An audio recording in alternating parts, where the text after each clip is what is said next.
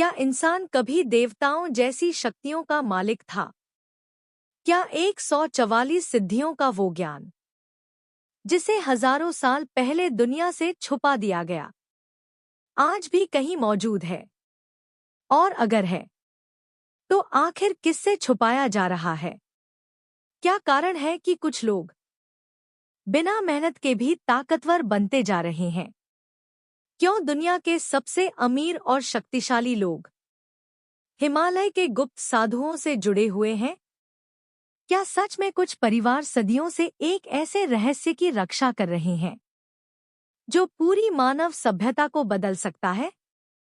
लखनऊ के पास मौजूद एक प्राचीन शिव मंदिर जो 217 सालों से बंद था, जहां जाने वाला कभी वापस नहीं लौटा, उसी मंदिर से शुरू होती है ईशान की कहानी। एक साधारण लड़का जिसे अचानक मिलती है एक ऐसी पुस्तक जो इंसानों के लिए कभी बनाई ही नहीं गई थी। उस पुस्तक में लिखा था 144 सिद्धियां मानव जाति की असली शक्ति है। लेकिन जैसे जैसे ईशान उस रहस्य के करीब पहुंचता है, वैसे वैसे पूरी दुनिया उसके खिलाफ होने लगती है। गुप्त संगठन, अघोरी, आत्मलोक के द्वार और वो शक्तियां जिनका नाम तक इतिहास से मिटा दिया गया। क्या ईशान दुनिया के सामने सच ला पाएगा, या फिर सच जानने से पहले ही उसे खत्म कर दिया जाएगा? जानने के लिए सुनिए कालचक्र 144 सिद्धियों का रहस्य। एपिसोड 1। मंदिर की पहली घंटी। रात के ठीक 3:33। लखनऊ के पास जंगलों के बीच बना वो प्राचीन शिव मंदिर जो पिछले 217 सालों से बंद था, अचानक अंदर से घंटी बजने लगी। टन टन टन। और उसी पल पूरे गांव के कुत्ते रोने लगे, जैसे कुछ जाग चुका था। उसी समय ईशान अचानक नींद से उठ बैठा। उसका दिल तेजी से धड़क रहा था, क्योंकि उसने सपने में वही घंटी सुनी थी। तभी उसका फोन अपने आप ऑन हुआ। स्क्रीन पर सिर्फ एक नंबर चमक रहा था, 144। अचानक फोन बजा। Unknown collar. ईशान ने डरते हुए कॉल उठाई। कुछ सेकंड तक सिर्फ सांसों की आवाज आई। फिर एक बूढ़ी आवाज सुनाई दी, मंदिर खुल चुका है। ईशान का शरीर कांप उठा, क्योंकि ये आवाज उसके दादा की थी। लेकिन उनके दादा की मौत 12 साल पहले हो चुकी थी। अगली सुबह पूरे गांव में डर फैल चुका था। मंदिर का दरवाजा खुला मिला, वही दरवाजा जो 217 सालों से बंद था। मंदिर की दीवार पर राख से एक निशान बना था, एक आंख, और उसके नीचे लिखा था 144। तभी गांव का एक बूढ़ा आदमी ईशान के पास आया। उसने कांपती आवाज में कहा, अगर तुम्हें भी आवाजें सुनाई देने लगी हैं, तो मतलब बहुत देर हो चुकी है। कौन सी आवाजें? लेकिन बूढ़ा आदमी बिना जवाब दिए वहां से चला गया। उस रात ईशान अपने दादा का पुराना कमरा खोलता है। कमरे के बीच में एक लोहे का बक्सा रखा था, जिस पर खून से लिखा था, इसे कभी मत खोलना। तभी बक्से के अंदर से आवाज आई, ठक ठक ठक, जैसे अंदर कोई जिंदा हो। और उसी पल बक्से का ताला अपने आप खुल गया। एपिसोड 2। बक्से के अंदर क्या था? कमरे में सन्नाटा पसरा हुआ था। ईशान की नजर उस लोहे के बक्से पर जमी थी। ताला अपने आप खुल चुका था, लेकिन उसके हाथ कांप रहे थे। तभी फिर आवाज आई, ठक ठक ठक। जैसे अंदर कोई बाहर निकलना चाहता हो। ईशान ने डरते हुए बक्सा खोला और अगले ही पल उसकी सांसें रुक गईं, क्योंकि बक्से के अंदर कोई इंसान नहीं था। वहां एक पुरानी काली किताब रखी थी, जिस पर राख से बना वही निशान था, एक आंख, और उसके नीचे लिखा था 144 सिद्धियां। जैसे ही ईशान ने किताब को छुआ, कमरे की सारी लाइट्स झपकने लगी। दीवारों पर बने संस्कृत मंत्र चमक उठे और अचानक ईशान के कानों में सैकड़ों आवाजें गूंजने लगी। द्वार खुल चुका है, उसे ढूंढो, रक्षक वापस आ गया। ईशान डरकर पीछे हट गया। तभी किताब अपने आप खुली। पहले पन्ने पर सिर्फ एक लाइन लिखी थी, अगर तुम ये पढ़ पा रहे हो तो इसका मतलब वो तुम्हें ढूंढ चुके हैं। अचानक बाहर तेज हवा चलने लगी। खिड़की अपने आप खुल गई और कमरे के बाहर कोई खड़ा था, एक लंबा काला साया, जिसकी आंखें अंधेरे में चमक रही थी। तभी ईशान के फोन पर एक नया मैसेज आया, अननोन नंबर, भागो, आत्मलोक के रक्षक तुम्हें ढूंढ चुके हैं। और अगले ही पल कमरे की लाइट पूरी तरह बंद हो गई। एपिसोड 3, आत्मलोक के रक्षक। पूरा कमरा अंधेरे में डूब चुका था। ईशान की सांसें तेज हो गई। उसके हाथों में अब भी वही काली किताब थी। तभी कमरे के बाहर खड़ा साया धीरे धीरे दरवाजे की तरफ बढ़ने लगा। ठक ठक ठक। दरवाजे पर 3 बार दस्तक हुई। फिर एक भारी आवाज सुनाई दी, किताब हमें दे दो। ईशान डरकर पीछे हट गया। कौन हो तुम? कुछ सेकंड तक सन्नाटा रहा। फिर वही आवाज दोबारा आई, हम रक्षक हैं, और तुमने वो चीज खोल दी है जिसे 217 साल पहले बंद किया गया था। अचानक कमरे का तापमान गिरने लगा। ईशान की सांस से धुआं निकलने लगा। तभी उसकी नजर किताब के आखिरी पन्ने पर गई। वहां खून से एक नाम लिखा था, ईशान। उसका दिल जोर से धड़कने लगा। लेकिन असली डर अभी बाकी था, क्योंकि उसके नाम के नीचे लिखा था, 13वां रक्षक।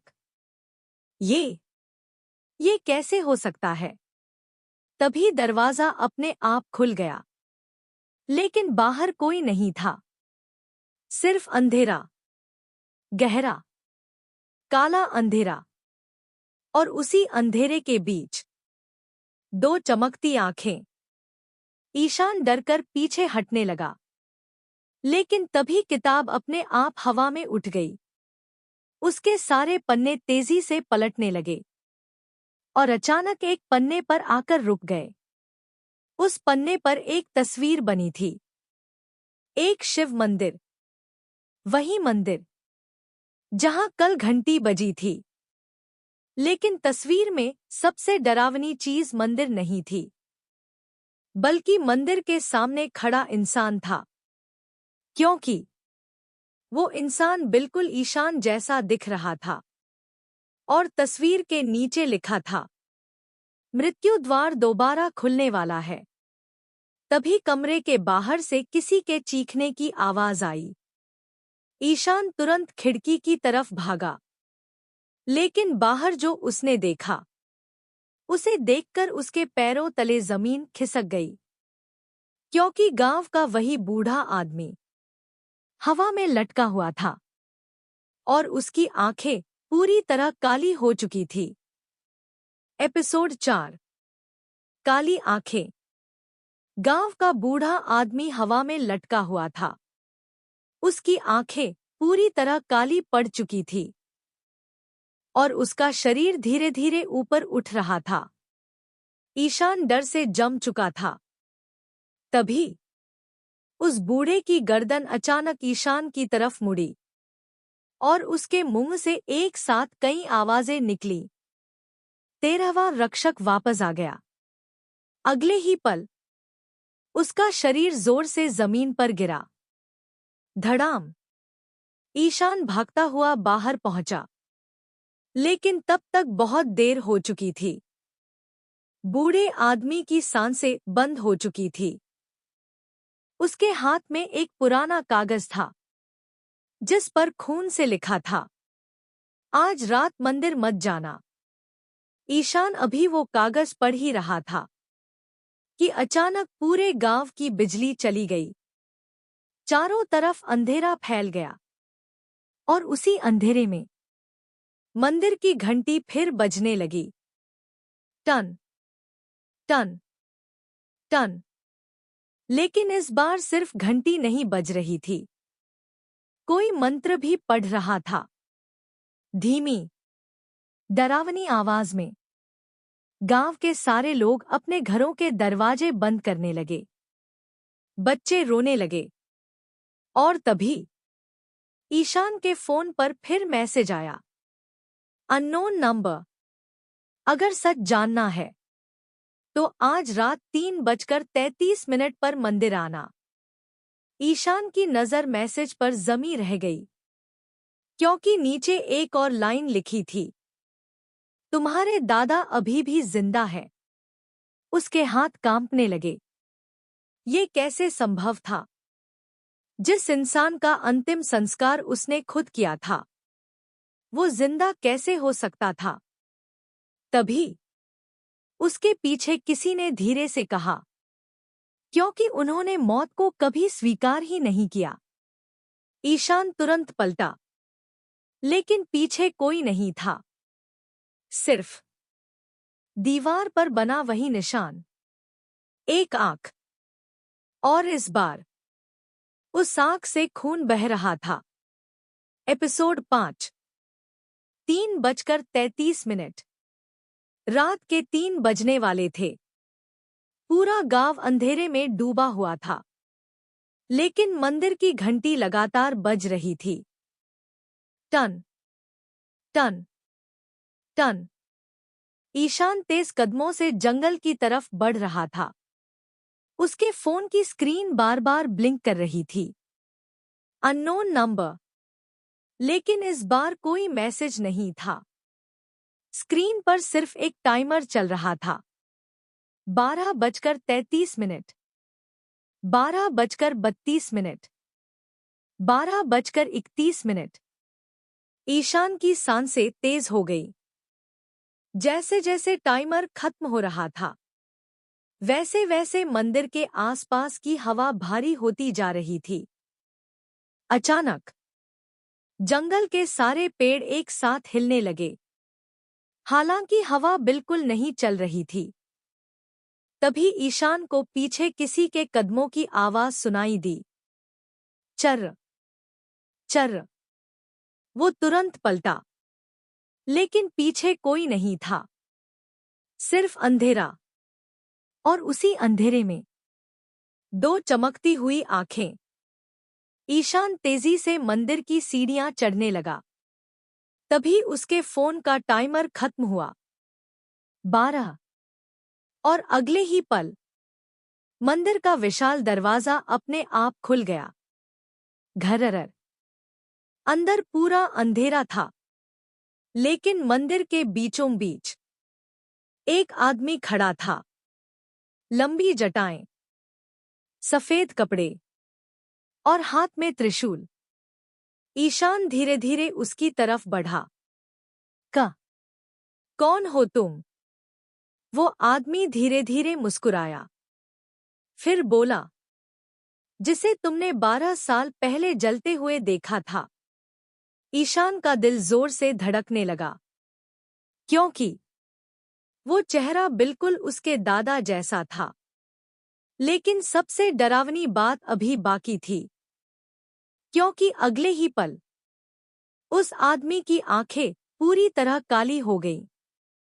और मंदिर की दीवारों पर एक साथ 144 निशान चमक उठे। तभी मंदिर के नीचे जमीन कांपने लगी, जैसे कुछ बाहर आने की कोशिश कर रहा हो। एपिसोड 6, मृत्यु द्वार। पूरा मंदिर कांपने लगा।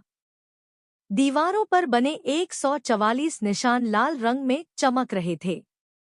ईशान डरकर पीछे हट गया, लेकिन उसके सामने खड़ा वो आदमी अब भी मुस्कुरा रहा था। दादा।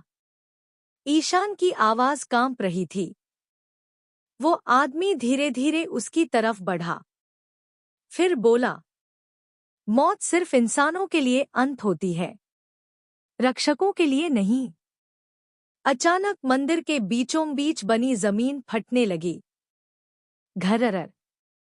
नीचे से काला धुआं बाहर निकलने लगा, और उसी धुएं के बीच एक विशाल दरवाजा दिखाई दिया, काले पत्थरों से बना हुआ, जिस पर संस्कृत में कुछ लिखा था, मृत्यु द्वार। ईशान की सांस रुक गई। ये क्या है? उसके दादा ने दरवाजे की तरफ देखते हुए कहा, आत्मलोक का प्रवेश द्वार। तभी अचानक मंदिर के बाहर चीखें सुनाई देने लगी। गांव वाले जोर जोर से चिल्ला रहे थे।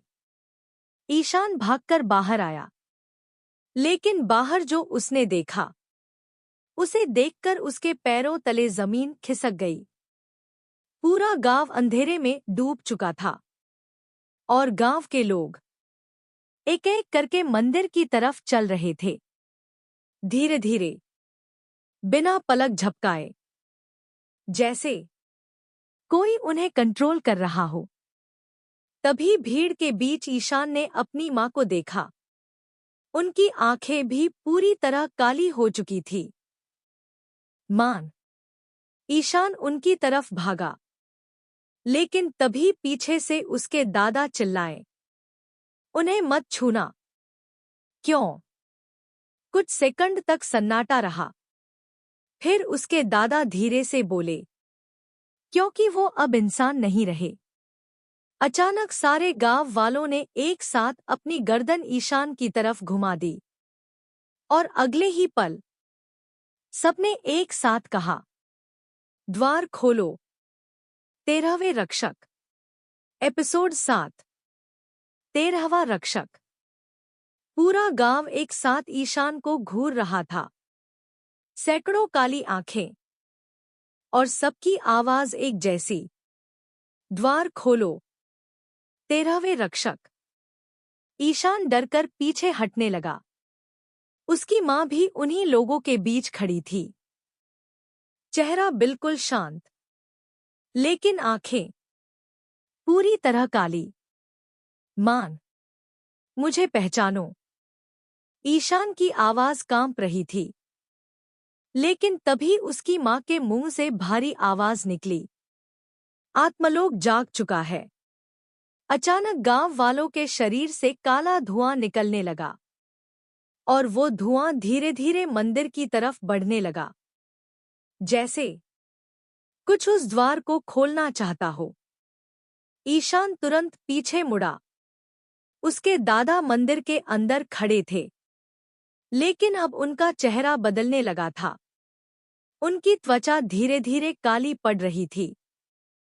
आंखों के नीचे अजीब निशान उभरने लगे। आप आखिर है कौन? कुछ सेकंड तक सन्नाटा रहा। फिर वो मुस्कुराए। मैं वो हूं जिसने 217 साल पहले मृत्यु द्वार बंद किया था। ईशान की आंखें फैल गईं। 217 साल। लेकिन आपकी उम्र तो मौत के बाद उम्र नहीं बढ़ती। ईशान के पैरों तले जमीन खिसक गई। तभी अचानक मंदिर के नीचे से जोरदार आवाज आई, धड़ाम। मृत्यु द्वार पर पहली दरार पड़ चुकी थी, और उसी पल ईशान के हाथ पर जलने जैसा निशान उभर आया। 144। वो दर्द से चीख पड़ा। लेकिन उसके दादा घबराए नहीं, बल्कि पहली बार उनके चेहरे पर डर दिखाई दिया। नहीं, इसका मतलब वो जाग चुका है। कौन? ईशान ने कांपती आवाज में पूछा। तभी मंदिर की सारी घंटियां अपने आप बजने लगी। टन टन टन। और मृत्यु द्वार के पीछे से एक भारी आवाज गूंजी। आखिरकार 13वां रक्षक लौट आया। अगले ही पल द्वार के नीचे से एक विशाल काला हाथ बाहर निकला। एपिसोड 8। आत्मलोक का पहला द्वार। मृत्यु द्वार के नीचे से निकला वो विशाल काला हाथ धीरे धीरे बाहर आने लगा। उसकी उंगलियां इंसानों जैसी नहीं थी, लंबी, नुकीली और पूरी तरह जली हुई। ईशान डर से पीछे हट गया, लेकिन उसके दादा वहीं खड़े रहे, जैसे उन्हें पहले से पता था कि ये होने वाला है। तभी वो भारी आवाज फिर गूंजी। 144 में से पहली सिद्धि जाग चुकी है। अचानक ईशान के हाथ पर बना निशान लाल रंग में चमकने लगा। 144। उसका पूरा शरीर जलने लगा और अगले ही पल उसकी आंखों के सामने अजीब दृश्य आने लगे। एक विशाल युद्ध, जलते हुए मंदिर, आसमान में उड़ते लोग और एक आदमी जिसके माथे पर तीसरी आंख थी। वो हजारों लोगों के सामने खड़ा था और उसके पीछे 144 चमकते हुए चिन्ह हवा में घूम रहे थे। तभी उस आदमी ने सीधे ईशान की तरफ देखा और कहा, अगर द्वार खुल गया तो इस बार कोई नहीं बचेगा। अचानक ईशान की आंखें खुल गईं। वो वापस मंदिर में था, लेकिन अब उसके आसपास सब कुछ बदल चुका था। दीवारों पर बने संस्कृत मंत्र चमक रहे थे। मंदिर की जमीन धीरे धीरे काली पड़ रही थी और गांव वाले अब इंसानों जैसे दिख ही नहीं रहे थे। उनके शरीर से लगातार काला धुआं निकल रहा था। तभी उसके दादा तेजी से चिल्लाए, ईशान, किताब खोलो। ईशान ने कांपते हाथों से काली किताब खोली, लेकिन इस बार किताब में सिर्फ एक लाइन लिखी थी। पहली सिद्धि प्राप्त करने के लिए एक आत्मा का बलिदान जरूरी है। ईशान का गला सूख गया। किसकी आत्मा? तभी पीछे से उसकी मां की आवाज आई, मेरी। ईशान तुरंत पलटा, लेकिन उसकी मां अब मुस्कुरा रही थी। एक डरावनी, अजीब मुस्कान। और अगले ही पल उन्होंने अपने हाथ से खुद का गला पकड़ लिया। एपिसोड 9। पहली सिद्धि। मान नहीं। ईशान चीखते हुए उनकी तरफ भागा, लेकिन तभी उसके दादा ने उसे जोर से पीछे खींच लिया। अगले ही पल उसकी मां की आंखों से काला धुआं बाहर निकलने लगा। पूरा मंदिर कांप उठा और मृत्यु द्वार पर दूसरी दरार पड़ गई। धड़ाम। तभी काली किताब अपने आप हवा में उठ गई। उसके पन्ने तेजी से पलटने लगे और अचानक एक पन्ने पर आकर रुक गए। उस पन्ने पर लिखा था, पहली सिद्धि, आत्मा दर्शन। ईशान के हाथ पर बना 144 का निशान चमकने लगा। अचानक उसके आसपास की दुनिया बदल गई। मंदिर की दीवारों से सैकड़ों परछाइयां निकलने लगी। कुछ रो रही थी, कुछ चीख रही थी और कुछ सीधे ईशान को घूर रही थी। ये क्या है? ईशान कांपने लगा। उसके दादा ने धीमी आवाज में कहा, अब तुम उन्हें देख सकते हो। जो इस दुनिया में होते हुए भी जिंदा नहीं है। तभी मंदिर के कोने में खड़ी एक छोटी लड़की दिखाई दी। सफेद कपड़े, जले हुए हाथ और पूरी तरह काली आंखें। वो धीरे धीरे ईशान की तरफ बढ़ने लगी। दादा, ये कौन है? लेकिन इस बार उनके दादा के चेहरे का रंग उड़ चुका था। नहीं, ये यहाँ कैसे आ गई? कौन है ये? कुछ सेकंड तक सन्नाटा रहा। फिर उन्होंने कांपती आवाज में कहा, 217 साल पहले मृत्यु द्वार सबसे पहले इसी ने खोला था।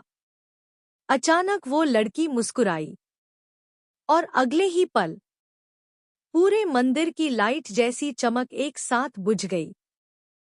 पूरा मंदिर अंधेरे में डूब गया और उसी अंधेरे में वो लड़की धीरे से बोली, इस बार मैं सबको अपने साथ ले जाऊंगी। तभी ईशान को महसूस हुआ कि किसी ने पीछे से उसका हाथ पकड़ लिया है। लेकिन जब उसने पीछे मुड़कर देखा, वहां कोई इंसान नहीं था, सिर्फ एक कंकाल। एपिसोड 10। 217 साल पुराना श्राप। ईशान डर के मारे जम गया।